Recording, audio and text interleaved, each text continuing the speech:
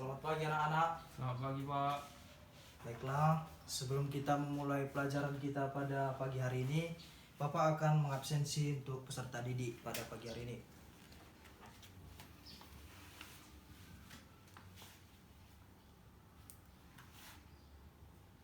Rizky, Hadir, Pak. Jaya, Hadir, Pak. Kalista, Hadir. Samuel, Hadir. Tasya, Hadir, Pak. Marusa, Hadir. Chris. Hadir. Oke, semuanya hadir ya. Baik. Pada pagi hari ini kita akan membahas masalah pokok ekonomi berdasarkan teori klasik dan teori modern serta sistem perekonomian. Nah, pada pagi hari ini kita akan membahas yaitu suatu masalah di dalam pokok ekonomi. Nah, pastinya di antara kita semua dan anak-anak sekalian, kita pasti mempunyai masalah, ya kan? Baik dalam keluarga, pendidikan, ataupun Bapak sebagai guru, pasti Bapak mempunyai masalah dalam pekerjaan. Nah, berbeda dengan saat ini, Bapak akan menjelaskan dan kita akan membahas mengenai dengan permasalahan, mengenai dengan pokok ekonomi teori klasik dan modern, serta pastinya di dalam suatu masalah itu kita akan melakukan suatu solusi agar suatu permasalahan itu dapat terhindar dan dapat diselesaikan dengan baik. Nah, solusi itu ada di sistem ekonomi. Nanti kita akan membahasnya di sistem ekonomi, yaitu solusi dari teori klasik dan teori modern. Nah, biar kita lebih dapat lagi untuk menangkap apa itu teori klasik dan teori modern, Bapak akan membuat satu contoh. Nah, contohnya itu yaitu ulus. Nih, ulus. Nah, kita akan membahas di teori klasik. Contohnya Bapak ambil ulus. Sudah paham kan apa ini ulus? Ulus ini berasal dari Sumatera Utara dan yang Bapak ketahui itu ulus dibuat ataupun penenunnya yang terkenal di kampung Ulus, yaitu di daerah Samosir Pangururan. Nah, mengapa Bapak mengambil contoh ini sebagai teori klasik? Karena dalam pembuatan ulus ini, di dalam teori klasik hanya mengandalkan sumber daya manusia atau tenaga manusia. Seperti yang kita ketahui, pembuatan ulus ini dengan cara ditenun, yaitu sebagai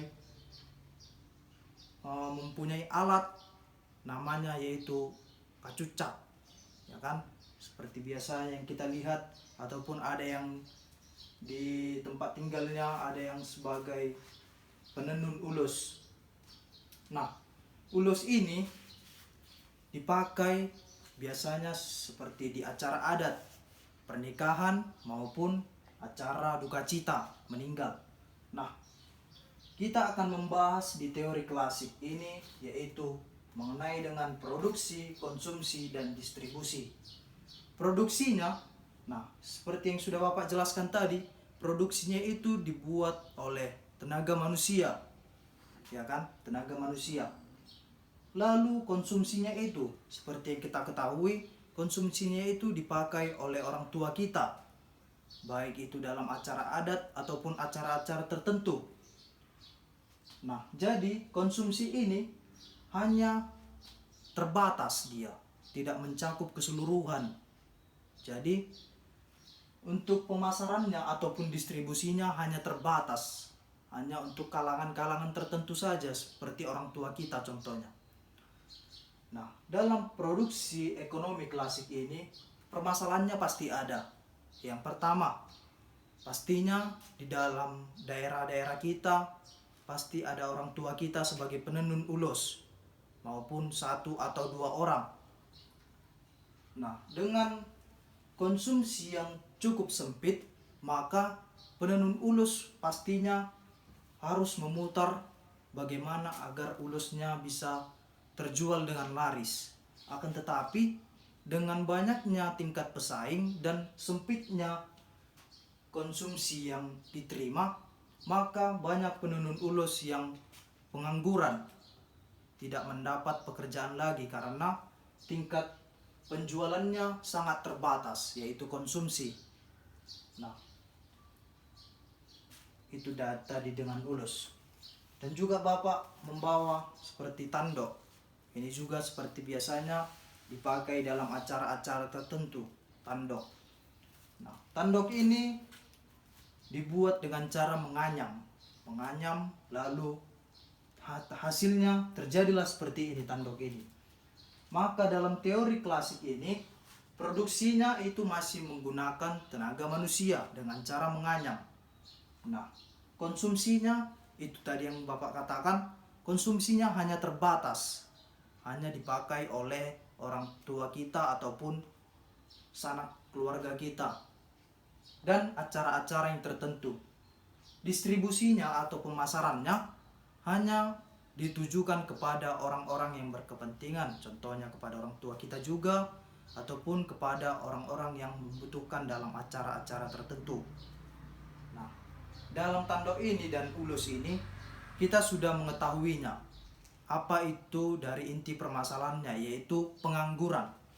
Karena dalam distribusinya ataupun konsumsinya tidak menggunakan teknologi informasi atau teknologi yang pesat dalam zaman sekarang ini.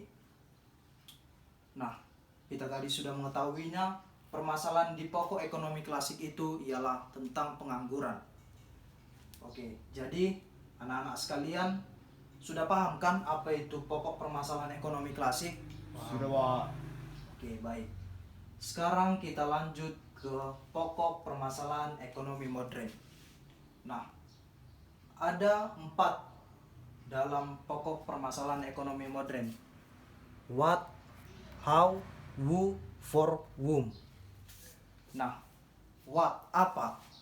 Contohnya Bapak ingin mengambil pulpen. Nah, pulpen. Di dalam teori ataupun pokok permasalahan ekonomi modern ini, Bapak ingin mengambil contoh kasusnya yaitu pulpen. What apa? Apa yang diproduksi pulpen? Who, kepada siapa pulpen ini ditujukan? Nah, seperti yang kita ketahui, pulpen ini ditujukan untuk kita kalangan mulai dari anak kecil, remaja, dewasa maupun orang tua tetap memakai pulpen.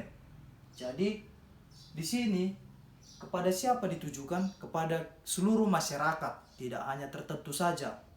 Dalam penggunaan pulpen ini pun kita bisa menggunakannya di setiap saat kita membutuhkannya ataupun setiap hari.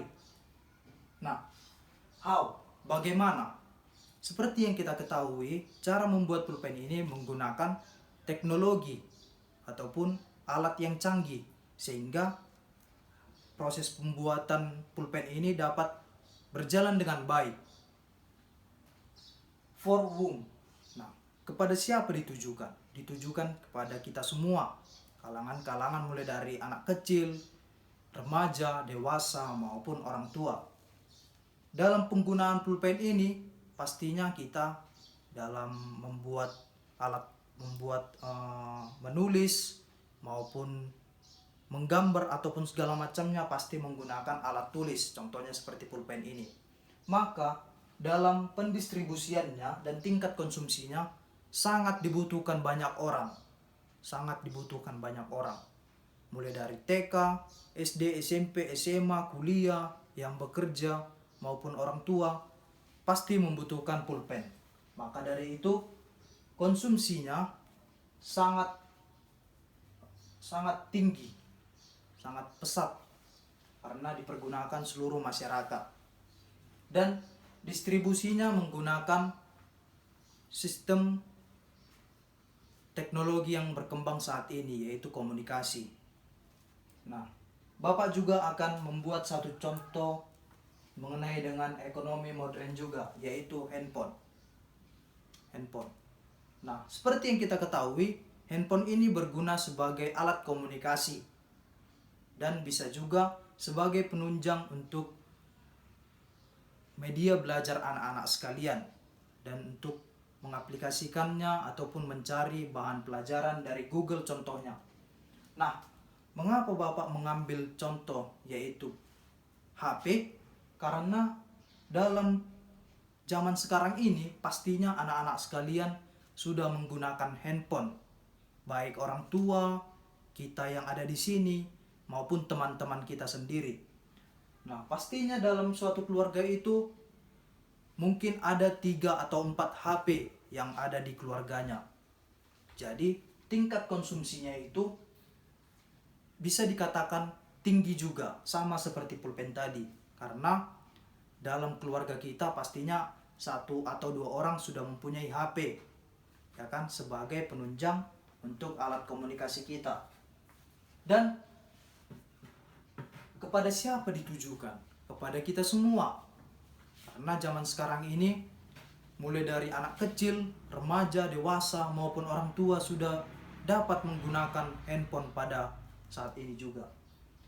Dan kegunaan handphone ini pun bisa juga kita buat sebagai alat media pembelajaran, alat komunikasi, alat untuk bercengkrama dengan teman-teman sekalian. Contohnya jika saya di sini, saya bisa menghubungi teman saya yang ada di luar kota, seperti itu dia. Jadi banyak dari teknologi sekarang ini yang sangat menguntungkan kita. Akan tetapi bagi anak-anak sekalian, bijaklah dalam menggunakan aplikasi ataupun handphone pada saat ini agar kita tidak terdampak pengaruh negatifnya. Nah, dalam pembuatan handphone ini pastinya dibuat oleh teknologi ataupun alat yang canggih dalam pembuatan handphone ini, sehingga sumber daya manusia hampir tidak dibutuhkan lagi. Jadi sumber daya manusia di sini sudah tidak dibutuhkan dalam pembuatan proses handphone. Adapun dalam pembuatan proses handphone ini dalam sumber daya manusia hanya sebagai tingkat pengoperasian alat tersebut, bukan sebagai pembuat dalam handphone tersebut. Nah, pastinya dalam mencari lapangan pekerjaan, manusia sekarang sudah sulit karena tugasnya sudah digantikan oleh alat yang canggih ataupun mesin yang sangat canggih dalam pembuatan handphone ini.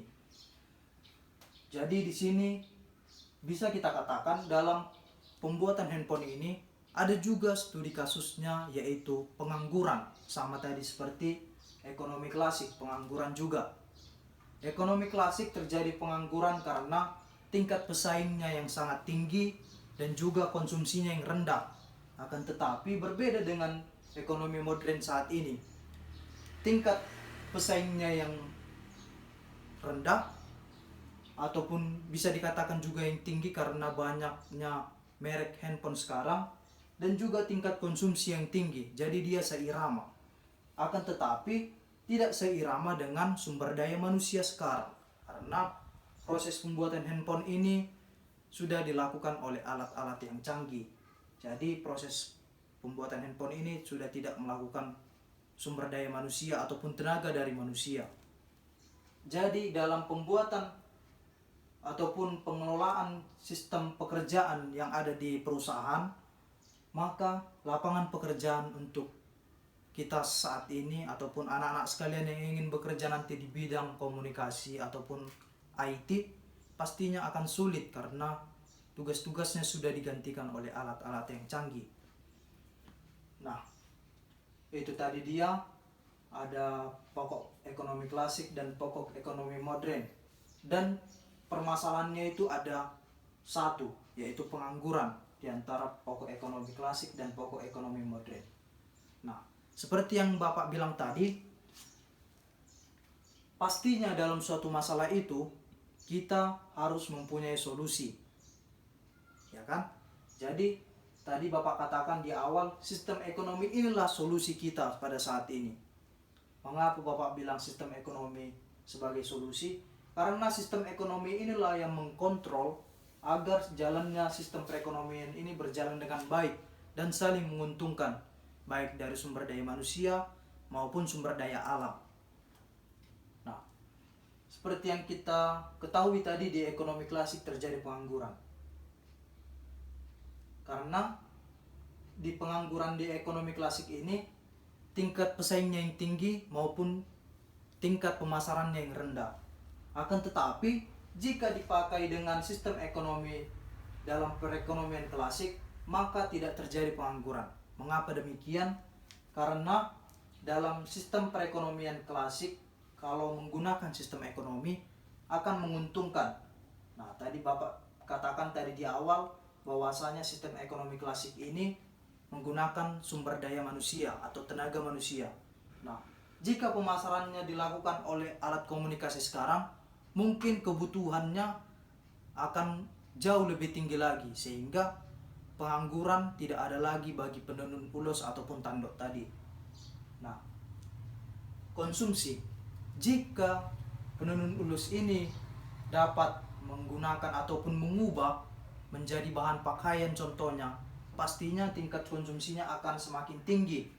Jadi dalam kalangan anak-anak, remaja, dewasa maupun orang tua dapat menggunakannya. Nah, di pokok permasalahan ekonomi modern ini pastinya tadi Bapak katakan pengangguran, ya kan? Pengangguran. Nah, mengapa demikian terjadi pengangguran di ekonomi modern? Karena sumber daya manusia hampir tidak dibutuhkan lagi dalam proses pembuatan seperti HP maupun pulpen tadi. Nah, pastinya solusinya harus kita ambil dari sistem ekonomi. Jadi, solusinya itu ialah kita harus lebih pandai lagi dalam mengoperasikan ataupun dapat menciptakan suatu barang yang berguna untuk kalangan masyarakat pada saat ini. Sehingga dalam tenaga ataupun sumber daya manusia harus dipakai dan dibutuhkan juga, sehingga tidak tergantikan oleh mesin yang sangat canggih pada saat ini. Nah, itulah tadi dia ada pokok permasalahan dan sistem ekonomi. Anak-anak sekalian, dari penjelasan Bapak ini, apakah ada yang ingin ditanyakan? Tidak, Pak. Ya ada Pak, jelas Pak. Oke. Nah, untuk saat ini Bapak akan menjelaskan sedikit lagi mengenai dengan sistem ekonomi. Nah, tadi kan Bapak katakan sistem ekonomi ini ialah solusi dalam permasalahan ekonomi klasik ataupun bisa dikatakan sebagai ekonomi tradisional dan ekonomi modern. Nah, sistem ekonomi ini dia dapat mengatur dalam perekonomian kita saat ini, bukan hanya dalam teori klasik maupun teori modern. Contohnya seperti kita belajar saat ini, ya kan? Bapak menggunakan waktu ataupun Bapak memanajemen waktu agar pembelajaran kita pada pagi hari ini dapat berjalan dengan lancar, efektif, dan efisien, sehingga anak-anak sekalian dapat mengetahuinya dengan secara lebih ringkas dan lebih dapat mendalaminya dengan baik. Sistem ekonomi ini pun bisa dikatakan juga sebagai alat untuk yang mengatur jadwal ataupun schedule dalam pembuatan barang atau jasa. Contohnya seperti Gojek. Nah, pada saat ini kan kita sudah mengetahui itu apa Gojek. Yaitu Gojek ialah sebagai alat transportasi di bidang jasa. Ya, mengantar ataupun menjemput kita biasanya. Seperti si Yeriko, biasanya dia Bapak lihat diantar ataupun dijemput oleh Gojek. Nah, itu ialah suatu pekerjaan di bidang jasa. Gojek tertentu pasti akan menggunakan sistem ekonomi. Contohnya seperti dalam penggunaan tarif. Sehingga para pengendara sepeda motor yang menjadi bekerja untuk di bidang Gojek ini tidak merugikan dan tidak merugikan juga kepada pihak Gojek tersebut. Dan kita pun sebagai pelanggan, kita pun pasti dapat menguntungkan karena kita akan dijemput dari lokasi saat ini dan diantar kepada lokasi tujuan kita. Sehingga kita tidak berlama-lama lagi. Dan juga dalam sistem ekonomi yang ada di Gojek, pastinya ada peraturan-peraturan yang dibuat oleh pencetus Gojek tersebut ataupun pembuat aplikasi Gojek tersebut. Contohnya harus memakai jaket, dan juga keretanya yang harus ataupun sepeda motornya yang harus optimal dalam penggunaan ataupun kendaraan tersebut. Nah, mungkin itulah pembahasan kita di dalam teori ekonomi klasik dan teori ekonomi modern serta sistem ekonomi. Nah, karena anak-anak sekalian tadi sudah mengetahuinya, maka Bapak ingin memberikan suatu motivasi kepada anak-anak sekalian. Contohnya seperti uang ini.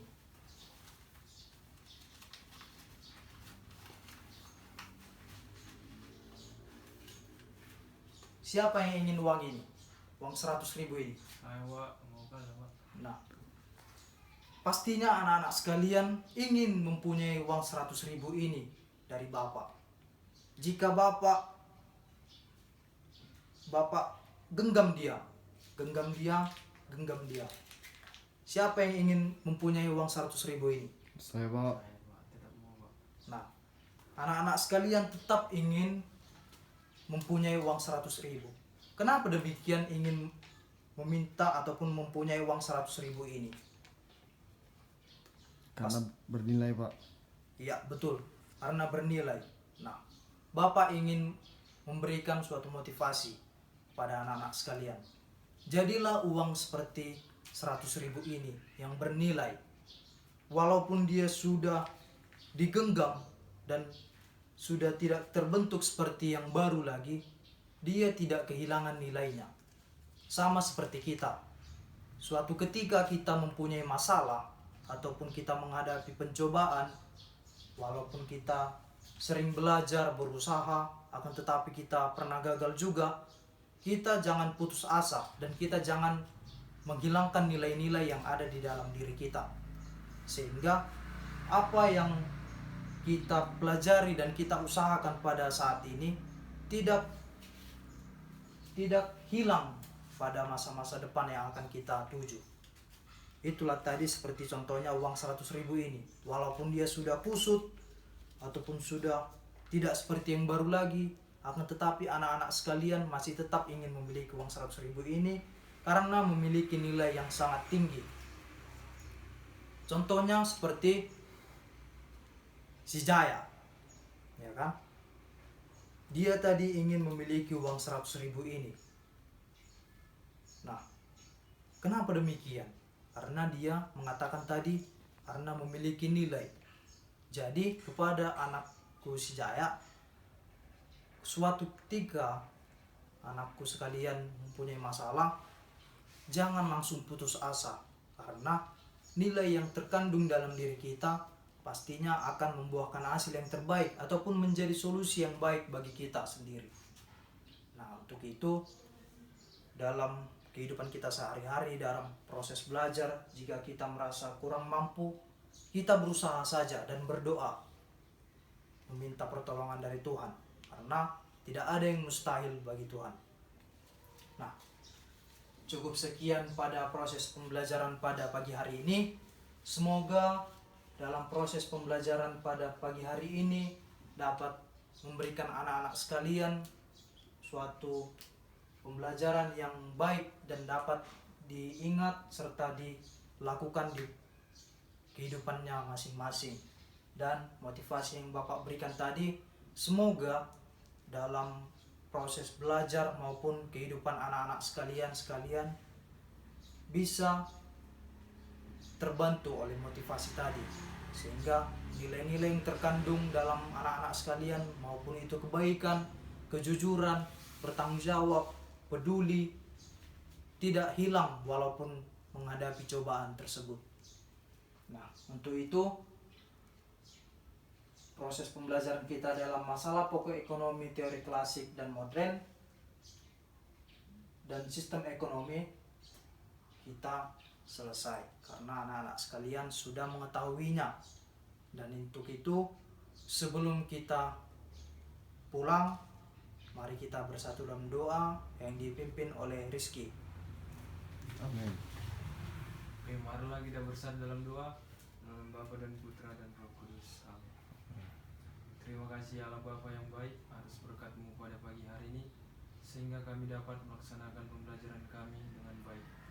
Ya Bapa, semoga apa yang kami pelajari pada pagi hari ini, terutama tentang masalah pokok ekonomi, dapat kami pahami dengan baik, agar kami dapat menjalani kehidupan kami dengan penuh bekal dari yang diajarkan oleh guru kami. Ya Bapak, semoga juga guru kami yang menjelaskan dapat memberikan pembelajaran semakin lebih baik lagi, agar tentang permasalahan-permasalahan ekonomi di Indonesia dapat teratasi dengan baik. Sebentar lagi kami akan pulang dan melanjutkan aktivitas kami. Semoga kami dalam perlindungan-Mu dan kami selalu dapat berjalan dengan baik. Terima kasih ya Bapa, terpujilah nama-Mu kini dan sepanjang masa. Amin. Amin. Dalam nama Bapa dan Putra dan Roh Kudus. Amin. Baik, terima kasih anakku dari Rizky. Oke, cukup sekian pembelajaran kita pada pagi hari ini. Bapak ucapkan terima kasih.